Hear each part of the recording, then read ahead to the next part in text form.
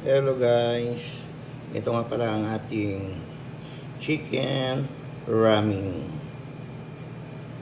Meron tayong dry mushroom, meron tayong egg, and meron tayong fried onion, and meron tayong fresh spring onion, and as usual the noodles. Mamaya natin guys lalagyan ng sabaw. Lalagyan po natin ng sabaw maya-maya konti. Dalawa po itong ginawa natin guys. Ito pa yung isa.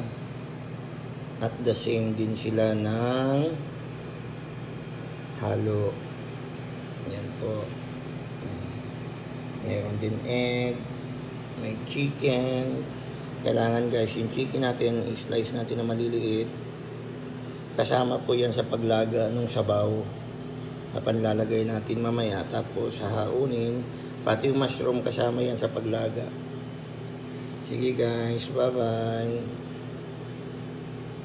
Ito po ang ating chicken ramen.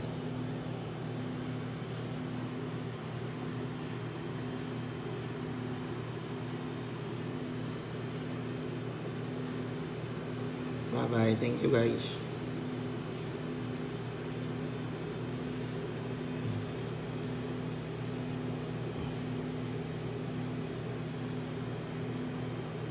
Ito nga palang chicken ramen natin guys, ay yung ginawa lang natin ay yung nabibili po na noodles, yun ang linalaga natin yung noodles bago homemade na po yung sabaw natin. Tayo na po ang gagawa ng sabaw natin po ramen. At saka yung mga halo niya. Pero yung noodles lang ang ginagamit natin. Sige guys, thank you, bye bye. Thank you for watching.